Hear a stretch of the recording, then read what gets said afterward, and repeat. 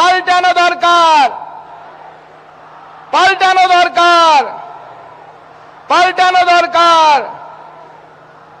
তাই পাল্টানোটা কেন দরকার?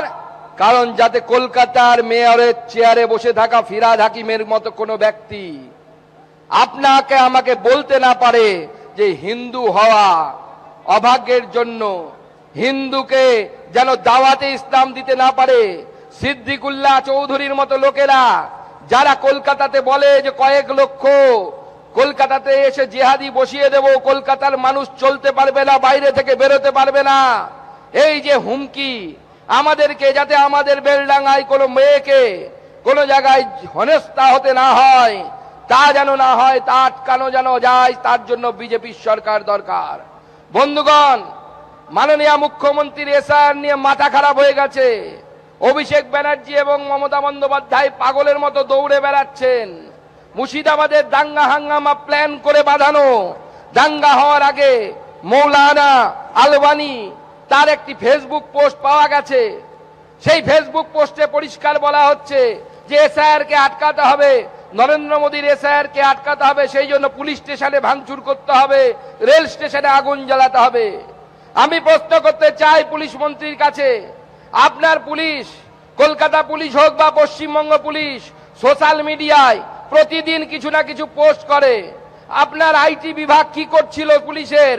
কেন এই সমস্ত দাঙ্গাকারীদেরকে কান ধরে বসানো হয়নি, জেলের ভেতরে ঢোকানো হয়নি?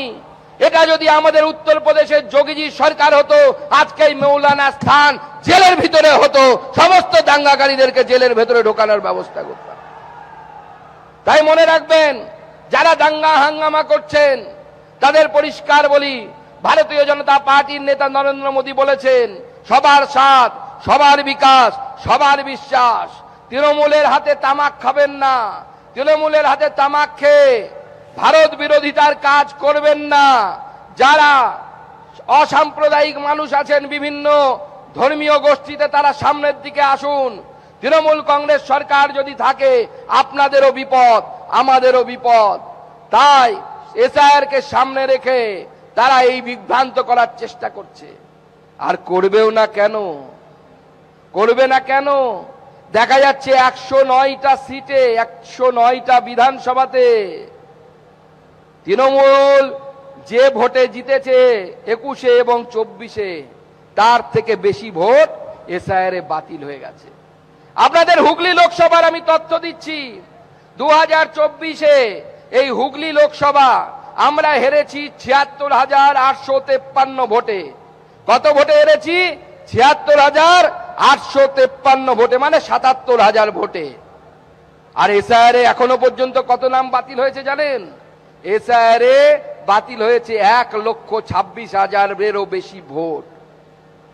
তাহলে 109টা সিটে এরকম অবস্থা, 77টা আমরা জিতেছি, 109 যোগ 77 কত হয়?